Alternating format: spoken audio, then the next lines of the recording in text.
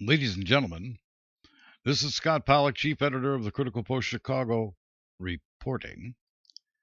Welcome to another edition of the Goldwater Report.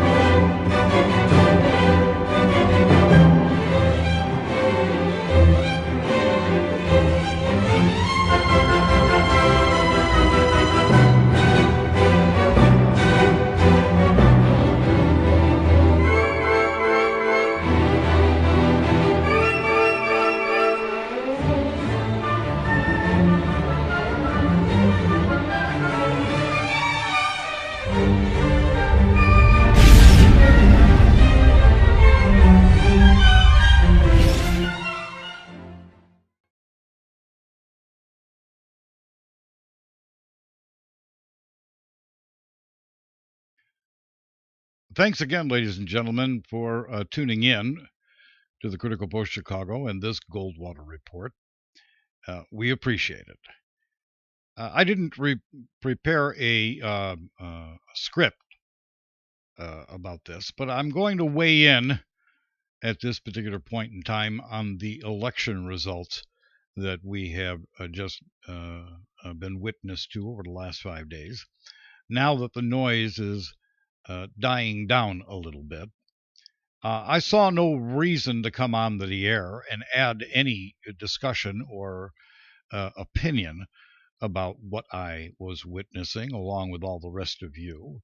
What I did see was a lot of partisan punditry going on. I saw a lot of opinions. I saw a lot of special pleaders. In one particular instance, a man that I respect, whose name I won't mention on the air, but a man that I respect became a special pleader for Donald Trump and rode his coattails for quite some time, reporting on what he thought was happening. And he became a special pleader for Donald J. Trump. And I watched that particular YouTube channel jump from around, 10, 15,000 subscribers to well over 76,000 subscribers in a 16-month period of time. Clearly, his marketing direction was to ride the coattails of Donald J. Trump and to become a special pleader for Donald J. Trump to become the president of the United States, which has occurred. As a matter of fact, there's a lot of people right now, like Alex Jones, who are taking credit for electing Donald J. Trump to the presidency of the United States. A couple of days ago, I was watching, because I monitor Alex Jones's channel, so-called InfoWars, and he had Roger Stone on, which was a out-of-pocket or detached from the campaign as a guerrilla operative, Roger Stone, on Alex Jones. And what Alex Jones did was, first of all, talk about the fact that he put up Roger Stone with his own money at a hotel in the general vicinity of where he works from. I believe it's out of somewhere near Austin. I'm not sure.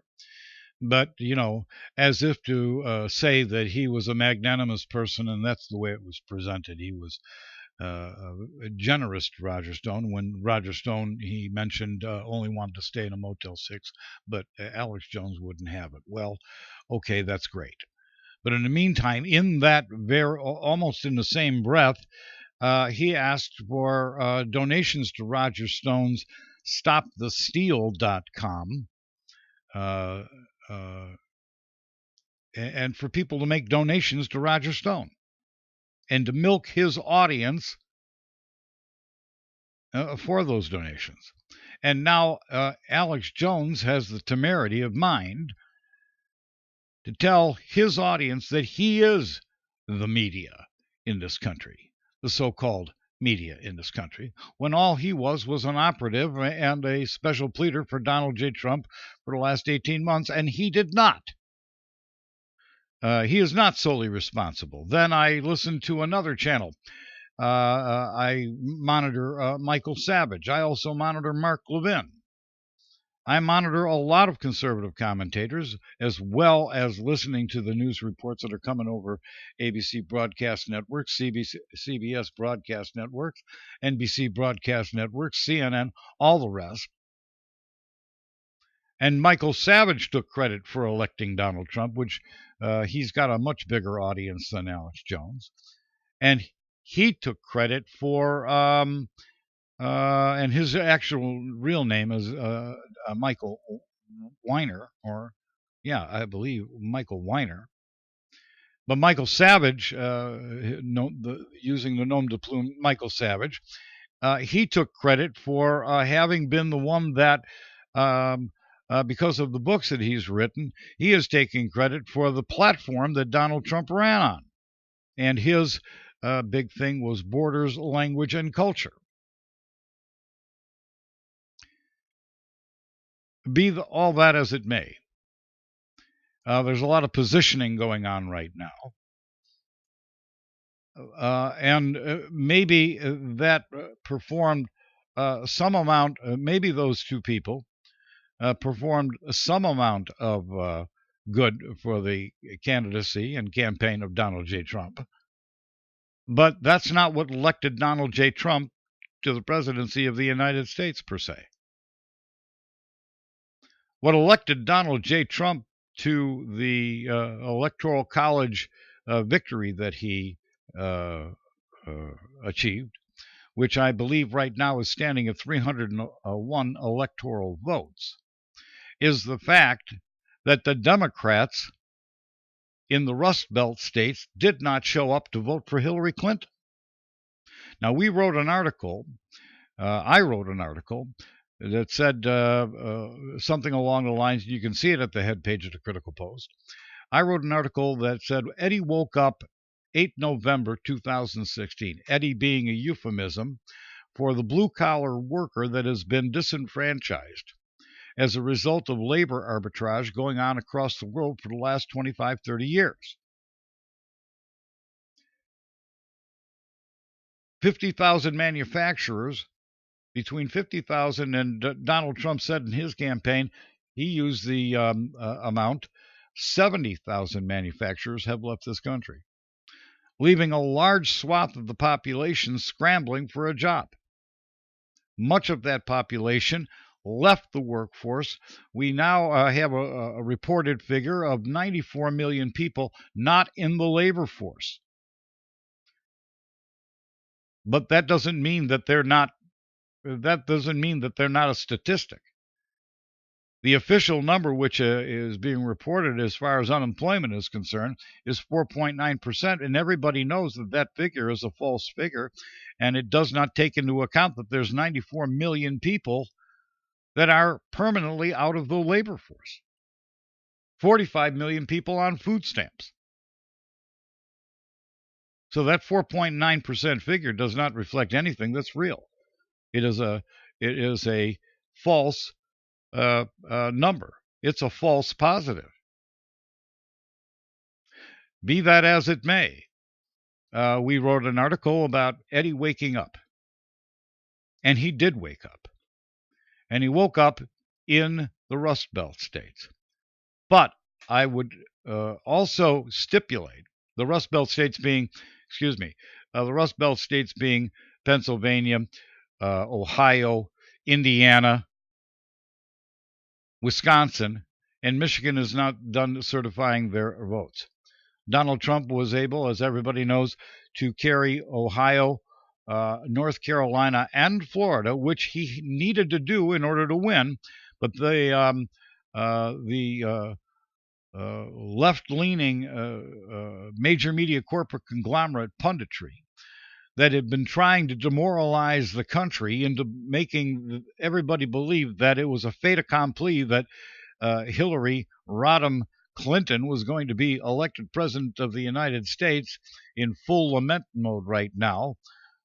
that they tried to demoralize the people, but the only thing that they succeeded in doing was making sure that the Donald Trump voters showed up at the polls.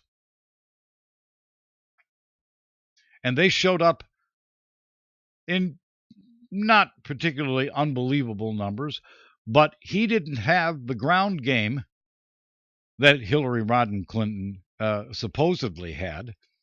But they showed up, and Clinton's supporters, or would-be Clinton supporters, didn't show up.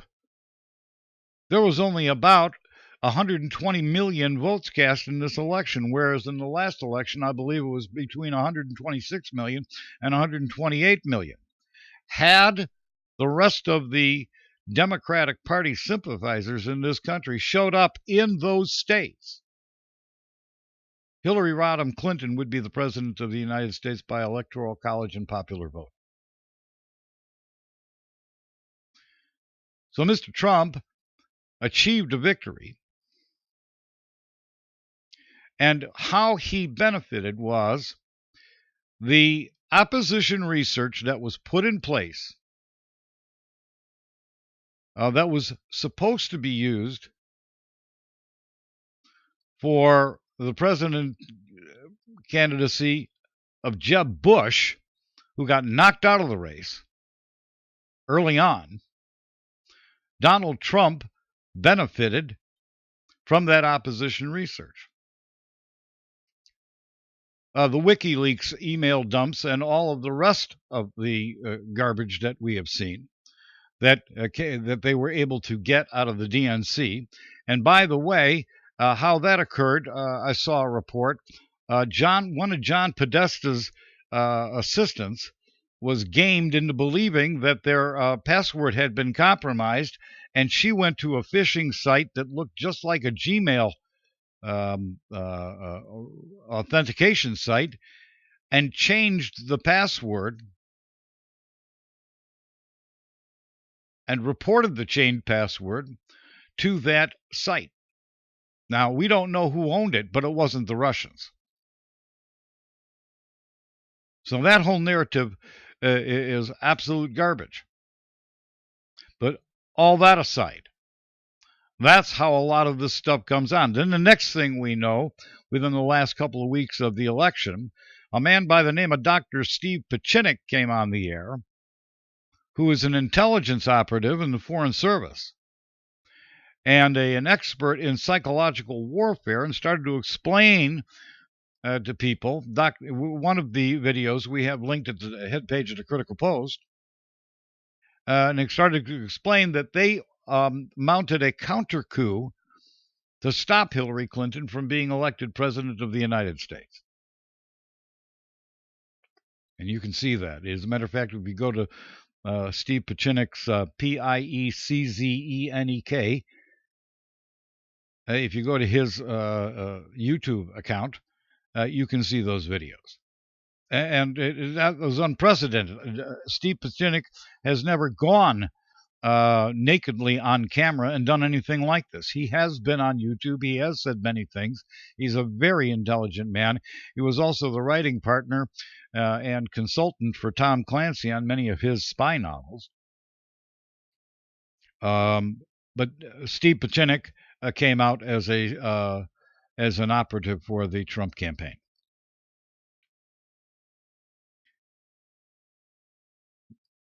Again, Donald Trump was elected president-elect of the United States of America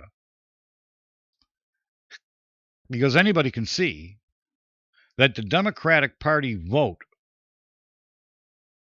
stayed home. They didn't vote for her.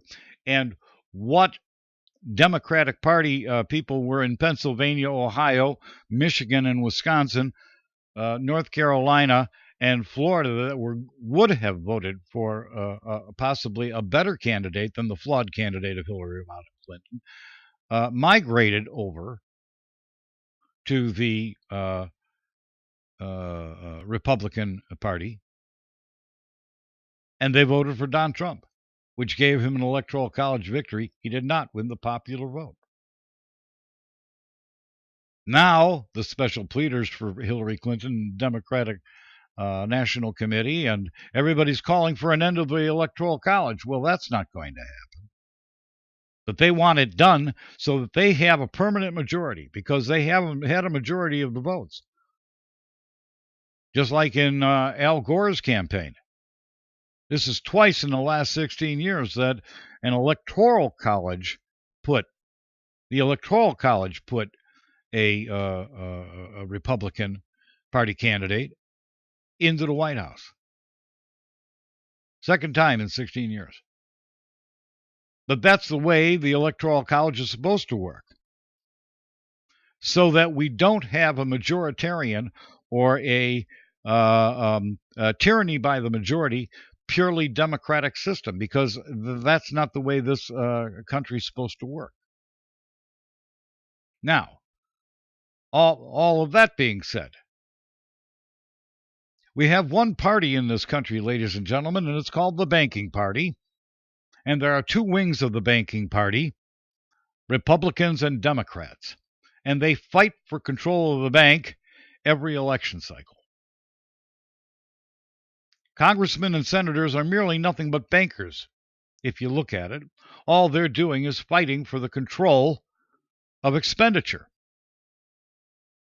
Now, we don't know yet from Mr. Donald J. Trump what he plans to do in terms of reining in this legal fiction, otherwise known as the federal operating deficit, and the overall deficit, short-term liability, $20 trillion, long-term liability, $200 trillion in unfunded liabilities, which is FDR, it's absolute FDR nightmare.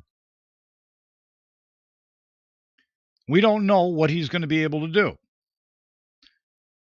He says he's going to bring jobs back into this country. Well, maybe he will, but automation is such that a lot of the jobs that were lost will never be found again. Yes, it is true that 50,000 to 70,000 manufacturers have left this country in what can only be described. And in the book, if you get at the end of Laissez-Faire Capitalism by Dr. Paul Craig Roberts, who I'm have been at times asking questions and briefly in contact with, Dr. Paul Craig Roberts, it was nothing but a labor arbitrage. A labor arbitrage. Yes, Mr. Trump is right.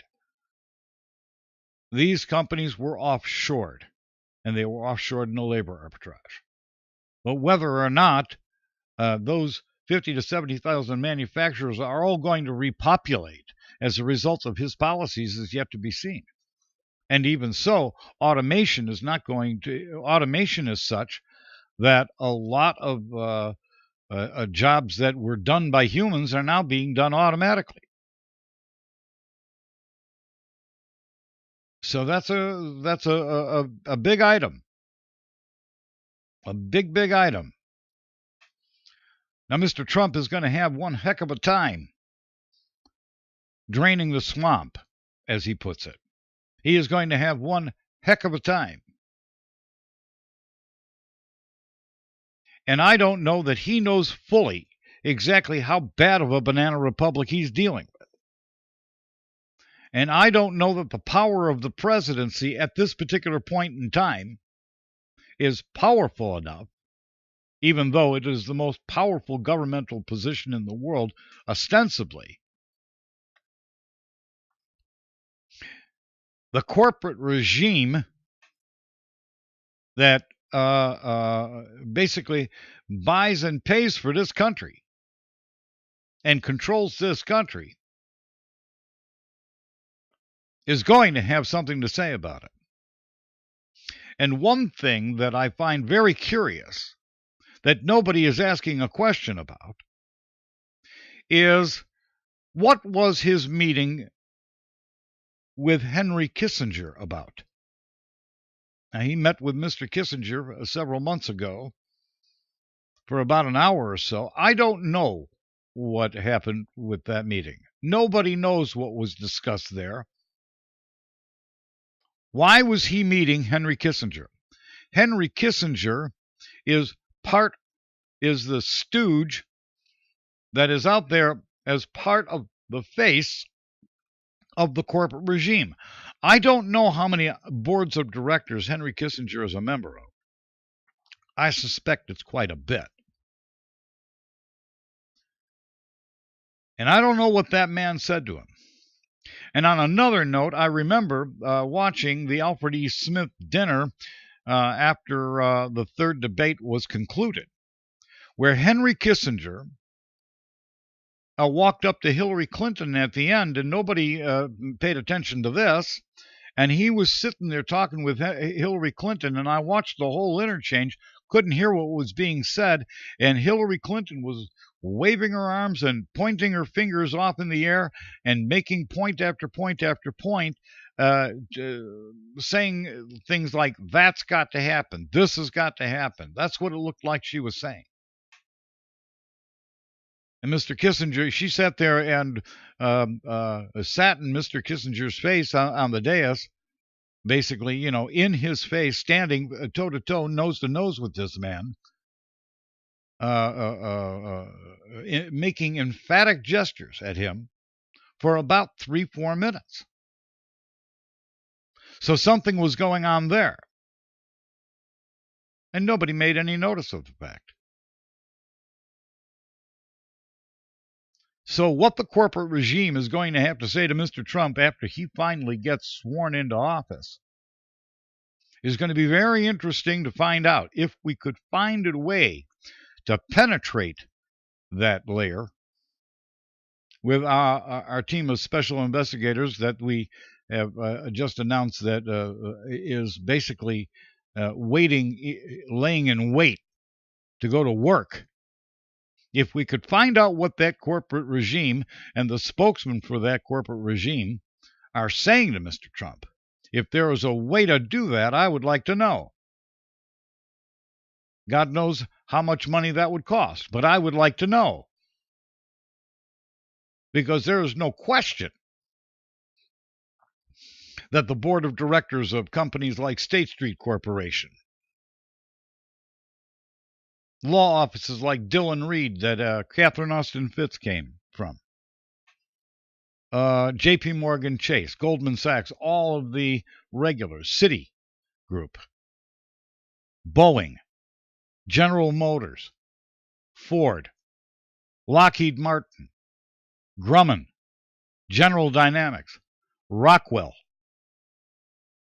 Bechtel, which is privately owned, Rand Corporation, which is a not-for-profit tax exempt,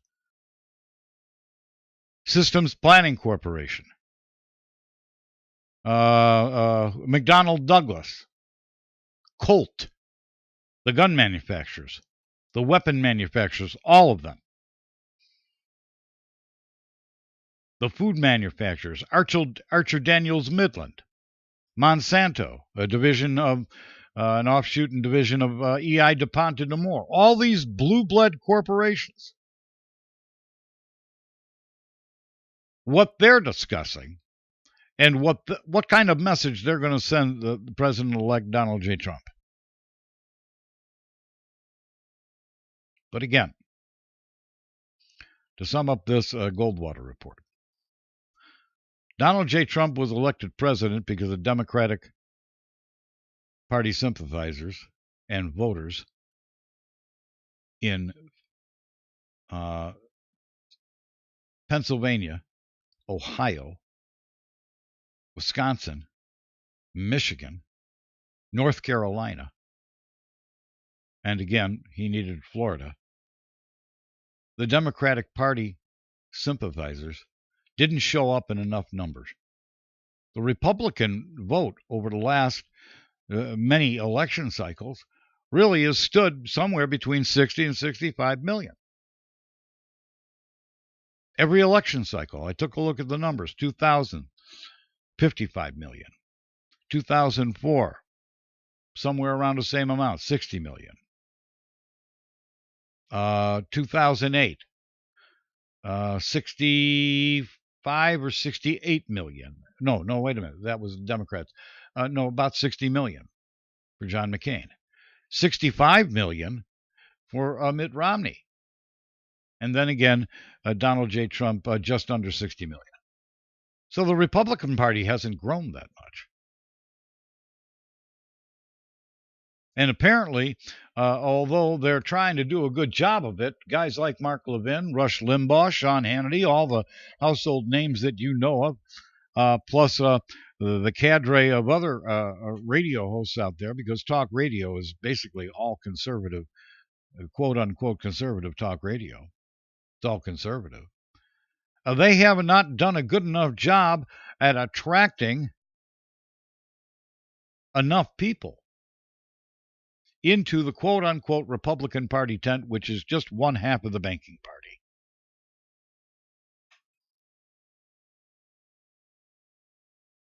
So, you know, what everybody's talking about, there was no clear landslide here. There is not a movement like what happened with Ronald Reagan in 1984, where he carried all but one state. That's a landslide. He had he had 500 electoral votes. I forget which state didn't go for him. I think it might have been Minnesota or Hawaii or something like that. I don't have that information. So the presidency of Donald J. Trump is now on the plate. And we're going to watch. And we're going to see if Mr. Trump can deliver what he says he's going to deliver. And my opinion about the immigration problem is we have an immigration problem. And there should be something done to protect the people of this country. And this whole racism, sexism trope is the only thing that the Democrats can hang their hat on. Hang their hat on. That's the only argument they have. Because as far as they're concerned, because of the corporate regime, they want this country overrun with people who don't understand what the American ethos and what the American ethic is, and that will be reliable Democratic Party voters. The Democrats want control of the bank, and they want to socially engineer this country.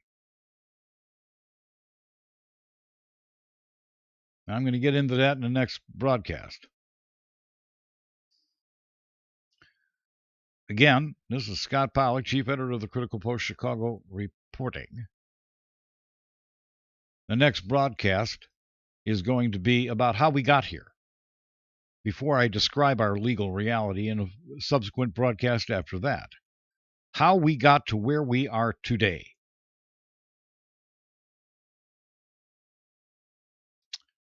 That is all.